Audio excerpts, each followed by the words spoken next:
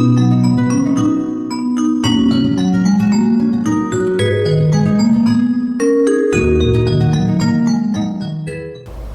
Friends, എല്ലാവർക്കും Aisha's dream വേൾഡിൻ്റെ പുതിയൊരു വീഡിയോയിലേക്ക് സ്വാഗതം. ഇന്നത്തെ നമ്മുടെ റെസിപ്പി നമ്മൾ ബേക്കറിയിൽ നിന്നൊക്കെ വാങ്ങിച്ച് കഴിക്കുന്ന നല്ല സോഫ്റ്റ് ആയിട്ടുള്ള, അതുപോലെ തന്നെ ഉള്ളിലൊക്കെ നല്ല ഫില്ലിങ്ങോട് കൂടിയിട്ടുള്ള തേങ്ങാ ബൺ, സ്വീറ്റ് ബൺ, അതായത് ദിൽഖുഷിൻ്റെ റെസിപ്പിയാണ്. ഈ ഒരു ബണ്ണ് നമുക്ക് വീട്ടിൽ വളരെ ഈസി ആയിട്ട് ഓവനൊന്നും ഇല്ലാതെ തന്നെ റെഡിയാക്കി എടുക്കാൻ പറ്റും. അപ്പോൾ നിങ്ങൾ വീഡിയോ സ്കിപ്പ് ചെയ്യാതെ മുഴുവനായിട്ടും കണ്ടു നോക്കൂ കേട്ടോ. എന്നിട്ട് നമ്മുടെ വീഡിയോ നിങ്ങൾക്ക് ഇഷ്ടമാവുകയാണെങ്കിൽ ലൈക്ക് ചെയ്യാനും ഹൈപ്പ് ചെയ്യാനൊന്നും മറന്നു പോകരുത് കേട്ടോ. അതുപോലെ നമ്മുടെ ഈ വീഡിയോ നിങ്ങളുടെ ഫ്രണ്ട്സിനും ഫാമിലിയിലേക്കൊക്കെ ഒന്ന് ഷെയർ ചെയ്ത് കൊടുക്കുകയും ചാനൽ സബ്സ്ക്രൈബ് ചെയ്യാതെ ആരെങ്കിലും കാണുന്നവരുണ്ടെങ്കിൽ സബ്സ്ക്രൈബ് ചെയ്ത് സപ്പോർട്ട് ചെയ്യുകയും ചെയ്യണേ. അപ്പോൾ നമുക്ക് നോക്കിയാലോ ബേക്കറിയിൽ നിന്നും വാങ്ങിക്കുന്ന ഈ ഒരു തേങ്ങാ ബൺ എങ്ങനെയാണ് തയ്യാറാക്കിയെടുക്കുന്നതെന്ന്.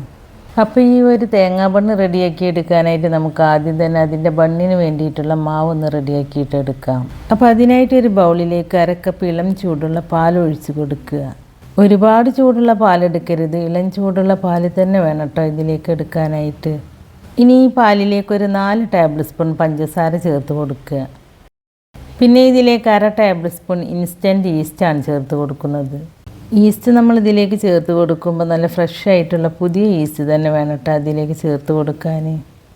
ഈസ്റ്റ് ചേർത്ത് കൊടുത്തതിന് ശേഷം നല്ലതുപോലെ ഒന്ന് മിക്സ് ചെയ്തെടുക്കുക. നമ്മളിതിൽ ചേർത്ത് കൊടുത്ത പഞ്ചസാര ഈ പാലിൽ നല്ലതുപോലെ നലിഞ്ഞ് ചേരുന്നത് വരെ ഒന്ന് മിക്സ് ചെയ്തെടുക്കുക. ഇപ്പം ഞാനിത് നല്ലതുപോലെ ഒന്ന് മിക്സ് ചെയ്തെടുത്തിട്ടുണ്ട്.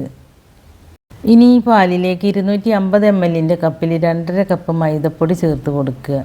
നിങ്ങളുടെ അടുത്ത് ഇതുപോലത്തെ മെഷർമെൻറ്റ് കപ്പ് ഇല്ല എന്നുണ്ടെങ്കിൽ അപ്പോൾ ഒരു ഗ്ലാസ്സിൽ അളന്നെടുത്താലും മതി. നിങ്ങൾ ഗ്ലാസ്സിലാണ് മൈദപ്പൊടി അളന്നെടുക്കുന്നതെങ്കിൽ അതേ ഗ്ലാസ്സിൽ തന്നെ പാലും അളന്നെടുക്കണം എന്ന് മാത്രം. അളവുകൾ കറക്റ്റായിട്ട് എടുത്താൽ മാത്രമേ നമുക്ക് ഈ ബണ്ണ് പെർഫെക്റ്റ് ആയിട്ട് കിട്ടുള്ളൂ.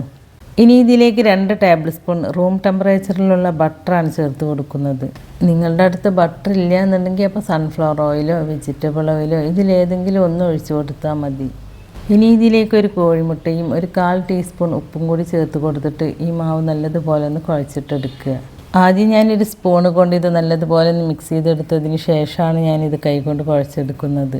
ഇപ്പം ഞാനിത് നല്ലതുപോലെ ഒന്ന് മിക്സ് ചെയ്തെടുത്തിട്ടുണ്ട്. ഇനി നമുക്ക് ഈ മാവ് കൈകൊണ്ട് നല്ല സോഫ്റ്റായിട്ട് തന്നെ കുഴച്ചെടുക്കാം. ഒരു 10 മിനിറ്റ് നേരം ഈ മാവ് നല്ലതുപോലെ ഒന്ന് കുഴച്ചെടുക്കണം കേട്ടോ. മാവ് എത്രത്തോളം നല്ല സോഫ്റ്റായിട്ട് കുഴച്ചെടുക്കുന്നുവോ അതിനനുസരിച്ച് നമ്മുടെ ബണ്ണും നല്ല സോഫ്റ്റായിട്ട് കിട്ടും. മാവ് കുഴച്ചെടുക്കുന്ന സമയത്ത് നമ്മുടെ കയ്യിൽ ഒട്ടി പിടിക്കുന്നുണ്ട് എന്നുണ്ടെങ്കിൽ അപ്പോൾ കുറച്ച് ഓയിൽ ഇതുപോലെ സ്പ്രെഡ് ചെയ്ത് കൊടുത്തിട്ട് കുഴച്ചെടുത്താൽ മതി. കണ്ടോ, നമ്മുടെ കയ്യിൽ ഓയിൽ സ്പ്രെഡ് ചെയ്ത് കൊടുത്തിട്ട് ഈ മാവ് കുഴച്ചെടുക്കുമ്പോൾ നമ്മുടെ കയ്യിലൊന്നും ഒട്ടി പിടിക്കാതെ തന്നെ നമുക്കിത് കുഴച്ചെടുക്കാനായിട്ട് പറ്റുന്നുണ്ട്.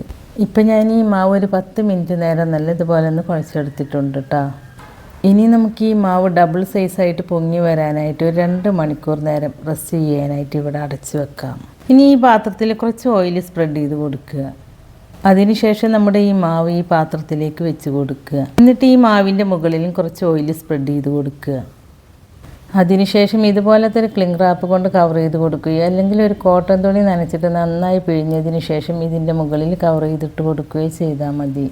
ഞാനിതൊരു ക്ലിംഗ് റാപ്പ് കൊണ്ട് കവർ ചെയ്തതിന് ശേഷം പിന്നെ ഒരു അടപ്പ് വെച്ചിട്ട് അടച്ച് കൊടുക്കുന്നുണ്ട് കേട്ടോ. ഇനി ഇതൊരു 2 മണിക്കൂർ കഴിയുമ്പോഴേക്കും ഈ മാവ് ഡബിൾ സൈസായിട്ട് പൊങ്ങി വരും. തണുപ്പുള്ള സ്ഥലങ്ങളിലൊക്കെ ആണെങ്കിൽ ഈ മാവ് പൊങ്ങി വരാനായിട്ട് കൂടുതൽ സമയമെടുക്കും. ഞാൻ ഈ ബണ്ണ് ബേക്ക് ചെയ്തെടുക്കുന്നത് ഒരു കേക്ക് ടിന്നിലാണ്. ഞാൻ ഈ കേക്ക് ടിന്നിലേക്ക് കുറച്ച് ഓയിൽ സ്പ്രെഡ് ചെയ്ത് കൊടുത്തതിന് ശേഷം പിന്നെ ഇതിലേക്ക് ഒരു ബട്ടർ പേപ്പറും കൂടി വെച്ച് കൊടുക്കുന്നുണ്ട്. ബട്ടർ പേപ്പർ വെച്ച് കൊടുത്തതിന് ശേഷവും അതിൻ്റെ മുകളിലും കുറച്ച് ഓയിൽ സ്പ്രെഡ് ചെയ്ത് കൊടുക്കുക. അപ്പോൾ ഇത് ബേക്ക് ചെയ്തെടുക്കാനായിട്ട് കേക്ക് ടിൻ തന്നെ വേണമെന്നില്ല. നിങ്ങളുടെ അടുത്ത് ബേക്ക് ചെയ്തെടുക്കാൻ പറ്റുന്ന ഏത് പാത്രമാണോ ഉള്ളത് അതിൽ വെച്ചിട്ട് ബേക്ക് ചെയ്തെടുക്കാവുന്നതാണ്. ഇനി നമുക്ക് ഈ ബണ്ണിൻ്റെ ഉള്ളിൽ വെച്ച് കൊടുക്കാനുള്ള ഫില്ലിങ് റെഡിയാക്കി എടുക്കാം. അതിനായിട്ട് ഒരു മിക്സിയുടെ ജാറിലേക്ക് 1/2 കപ്പ് പഞ്ചസാര ചേർത്ത് കൊടുക്കുക. നിങ്ങൾക്ക് ഈ ഫില്ലിങ്ങിന് ഇതിലും കൂടുതൽ മധുരം വേണമെന്നുണ്ടെങ്കിൽ അപ്പോൾ അതിനനുസരിച്ച് പഞ്ചസാര ചേർത്ത് കൊടുക്കുക കേട്ടോ. നല്ലൊരു ഫ്ലേവറിന് വേണ്ടിയിട്ട് ഞാൻ ഇതിലേക്ക് ഒരു 4 ഏലക്ക ചേർത്ത് കൊടുത്തിട്ടുണ്ട്. ഏലക്കയ്ക്ക് പകരം നിങ്ങൾക്ക് വേണമെങ്കിൽ ഇതിലേക്ക് വാനില എസൻസും ചേർത്ത് കൊടുക്കാവുന്നതാണ്. ഇപ്പം ഞാൻ ഈ പഞ്ചസാര നല്ല ഫൈൻ പൗഡറായിട്ട് തന്നെ പൊടിച്ചെടുത്തിട്ടുണ്ട്. ഇതൊരു സൈഡിലേക്ക് മാറ്റി വെക്കുക. എന്നിട്ടൊരു ബൗളിലേക്ക് ഒരു 1/4 കപ്പ് അളവിൽ ഫ്രഷായിട്ട് ചിരകിയെടുത്ത തേങ്ങയാണ് ചേർത്ത് കൊടുക്കുന്നത്. പിന്നെ ഇതിലേക്ക് 1/2 കപ്പ് അളവിൽ ടൂട്ടി ഫ്രൂട്ടിയാണ് ഇട്ട് കൊടുക്കുന്നത്. പിന്നെ 2 ടേബിൾ സ്പൂൺ നട്ട്സ് കട്ട് ചെയ്തതും 1 ടേബിൾ സ്പൂൺ റൈസിൻസുമാണ് ചേർത്ത് കൊടുക്കുന്നത്. ഇനി ഞാൻ ഈ ഫില്ലിങ്ങിന് നല്ലൊരു ടേസ്റ്റ് കിട്ടാൻ വേണ്ടിയിട്ട് 1 ടീസ്പൂൺ ഗീ മെൽറ്റ് ചെയ്തതാണ് ചേർത്ത് കൊടുക്കുന്നത്. ഗീ ചേർത്ത് കൊടുക്കുമ്പോൾ ഈ ഫില്ലിങ്ങിന് നല്ലൊരു ടേസ്റ്റാണ്. ഇനി നിങ്ങൾക്ക് ഗീ ചേർത്ത് കൊടുക്കാൻ താല്പര്യമില്ലെങ്കിൽ ഇത് സ്കിപ്പ് ചെയ്യാവുന്നതാണ്. ഇനി ഇതെല്ലാം കൂടി നല്ലതുപോലെ ഒന്ന് മിക്സ് ചെയ്തെടുക്കുക. ഇനി നമ്മൾ പൊടിച്ചെടുത്ത പഞ്ചസാര ഇല്ലേ, അത് ഇതിലേക്ക് കുറേശ്ശെയായി ചേർത്ത് കൊടുത്തിട്ട് മിക്സ് ചെയ്തെടുക്കുക. അപ്പോൾ പഞ്ചസാര ഇതിലേക്ക് ചേർത്ത് കൊടുക്കുമ്പോൾ നിങ്ങൾക്ക് എത്രയാണോ മധുരം വേണ്ടത് വെച്ചാൽ അതിനനുസരിച്ച് ചേർത്ത് കൊടുക്കുക കേട്ടോ. ഞാൻ ഈ എടുത്ത 1/2 കപ്പ് പഞ്ചസാര ഇതിലേക്ക് കറക്റ്റായിരുന്നു.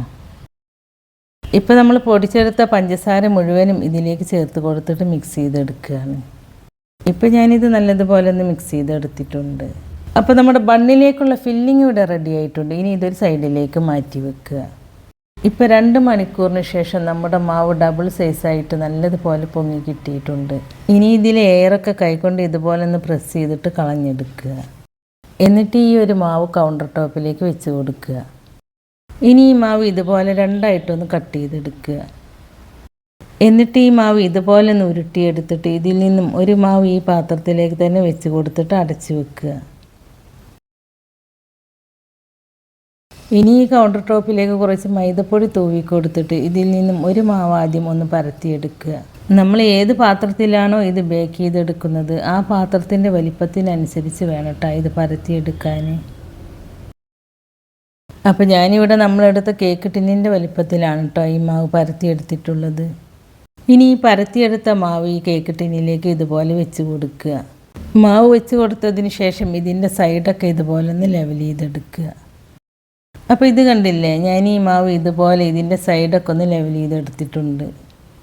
ഇനി ഈ മാവിൻ്റെ മുകളിലേക്ക് നമ്മുടെ ഫില്ലിങ് മുഴുവനായിട്ട് അങ്ങോട്ട് വെച്ച് കൊടുക്കുക. ഇതുപോലെ സൈഡിൽ നിന്ന് കുറച്ച് ഗ്യാപ്പ് ഇട്ടിട്ട് വേണം കേട്ടോ ഈ ഫില്ലിങ് വെച്ച് കൊടുക്കാനായിട്ട്. അപ്പോൾ ഞാൻ ഈ ഫില്ലിങ് സൈഡിലേക്കൊന്നും ആവാതെ ഈ ഫില്ലിങ് ഫുള്ളായിട്ടും ഈ മാവിലേക്ക് വെച്ച് കൊടുത്തിട്ടുണ്ട്. ഫില്ലിങ് മുഴുവനായിട്ടും വെച്ച് കൊടുത്തതിന് ശേഷം ഈ ഫില്ലിങ് മുഴുവനായിട്ടും ഇതുപോലെ ഒന്ന് പരത്തിയിട്ട് കൊടുക്കുക. ഇനി നമുക്ക് നമ്മുടെ 2ാമത്തെ മാവും കൗണ്ടർ ടോപ്പിലേക്ക് കുറച്ച് മൈദപ്പൊടി ഇട്ട് കൊടുത്തിട്ടൊന്ന് പരത്തിയെടുക്കാം. അപ്പോൾ ഞാനിവിടെ 2ാമത്തെ മാവും ഇതുപോലെ പരത്തിയെടുത്തിട്ടുണ്ട്. ഇനി ഈ പരത്തിയെടുത്ത മാവ് എടുത്തിട്ട് നമ്മുടെ ഫില്ലിങ്ങിൻ്റെ മുകളിലേക്ക് ഇതുപോലെ വെച്ച് കൊടുക്കുക. ഇനി ഇതിൻ്റെ സൈഡൊക്കെ നല്ലതുപോലെ ഇതുപോലെ ഒന്ന് ഒട്ടിച്ച് കൊടുക്കണം കേട്ടോ. ഇതുപോലെ ഇതിൻ്റെ സൈഡൊക്കെ നന്നായിട്ട് പ്രസ് ചെയ്ത് ഒട്ടിച്ച് കൊടുക്കണം കേട്ടോ. ഇത് നന്നായിട്ട് ഒട്ടിയിട്ടില്ല എന്നുണ്ടെങ്കിൽ ഈ മാവ് പൊങ്ങി വരുമ്പോൾ അപ്പോൾ ഇതിൻ്റെ സൈഡൊക്കെ പൊട്ടിപ്പോവും. അതുകൊണ്ട് ഇതുപോലെ അമർത്തി കൊടുത്തിട്ട് നന്നായിട്ട് ഒട്ടിച്ചെടുക്കണം കേട്ടോ. ഇതുപോലെ സൈഡൊക്കെ നന്നായിട്ട് ഒട്ടിച്ചെടുത്തതിന് ശേഷം ഇനി നമുക്കിതൊരു 25 മിനിറ്റ് നേരം റെസ്റ്റ് ചെയ്യാനായിട്ട് വെക്കണം. ഇത് 25 മിനിറ്റ് നേരം റെസ്റ്റ് ചെയ്യാനായിട്ട് വെക്കുമ്പോൾ ഈ മാവ് ഒന്നും കൂടി ഒന്ന് പൊങ്ങി കിട്ടും. അങ്ങനെ പൊങ്ങി വന്നതിന് ശേഷം മാത്രം നമ്മളിത് ബേക്ക് ചെയ്തെടുത്താലാണ് നമുക്ക് ഈ ബണ്ണ് പെർഫെക്റ്റായിട്ട് നമുക്ക് ബേക്കറിയിൽ നിന്നൊക്കെ കിട്ടുന്നത് പോലെയുള്ള നല്ല പഞ്ഞി പോലെ സോഫ്റ്റായിട്ടുള്ള ബണ്ണ് നമുക്ക് കിട്ടുള്ളൂ. അപ്പോൾ ഞാൻ ഇതുപോലെ വീണ്ടും കവർ ചെയ്തിട്ട് ഇത് റെസ്റ്റ് ചെയ്യാനായിട്ട് വെക്കുകയാണ്. ഇപ്പോൾ 25 മിനിറ്റിന് ശേഷം ഈ മാവ് ഒന്നും കൂടി പൊങ്ങി വന്നിട്ടുണ്ട്. ഇതുപോലെ പൊങ്ങി വന്നതിന് ശേഷം മാത്രം ഇത് ബേക്ക് ചെയ്തെടുത്താലാണ് നമുക്ക് ഈ ബണ്ണ് നല്ല പെർഫെക്റ്റായിട്ട് കിട്ടുള്ളൂ.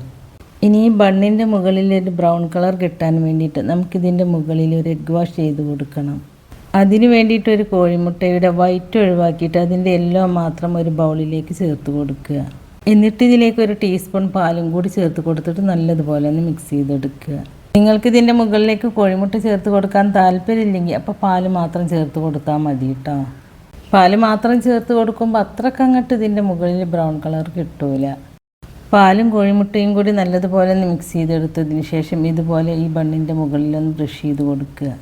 ഈ ബണ്ണിൻ്റെ എല്ലാ ഭാഗത്തും ഒന്ന് എത്തുന്ന രീതിയിലൊന്ന് ബ്രഷ് ചെയ്ത് കൊടുക്കുക കേട്ടോ. ഇനി ഞാൻ ഇതിൻ്റെ മുകളിൽ ഒരു ഭംഗിക്ക് വേണ്ടിയിട്ട് കുറച്ച് വെളുത്ത എള്ളാണ് ഇട്ട് കൊടുക്കുന്നത്.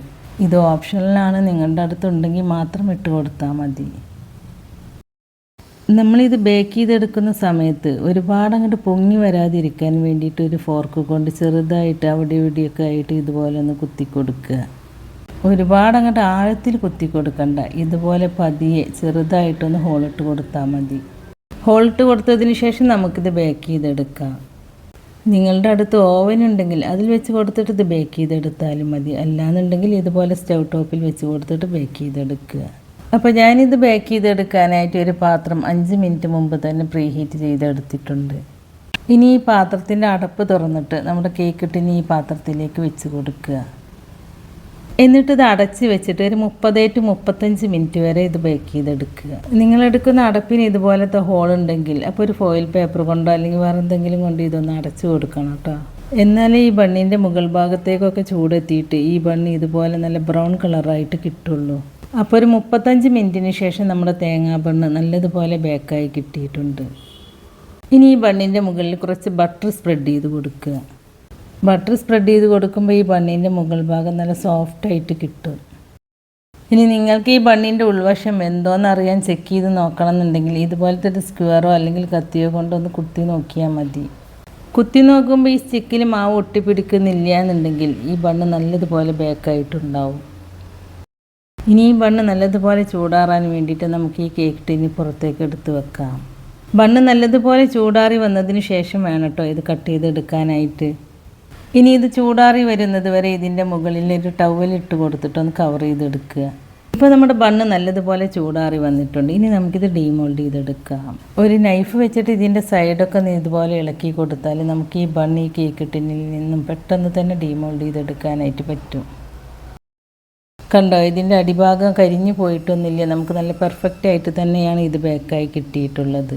ഇനി ഇതിൽ നിന്നും ഈ ബട്ടർ പേപ്പർ റിമൂവ് ചെയ്തെടുക്കുക. കണ്ടോ, നമുക്ക് ഈ തേങ്ങാ ബണ്ണ് നല്ല പെർഫെക്റ്റ് ആയിട്ട് തന്നെ ബേക്കായി കിട്ടിയിട്ടുണ്ട്. ഇനി ഇതൊരു പ്ലേറ്റിലേക്ക് മാറ്റി കൊടുക്കുക. അതിനുശേഷം നമുക്കിത് കട്ട് ചെയ്തെടുക്കാവുന്നതാണ്. ഇത് കട്ട് ചെയ്യുമ്പോൾ തന്നെ നിങ്ങൾക്ക് മനസ്സിലാവുന്നുണ്ടാവും ഇത് എത്രത്തോളം സോഫ്റ്റ് ആണെന്ന്.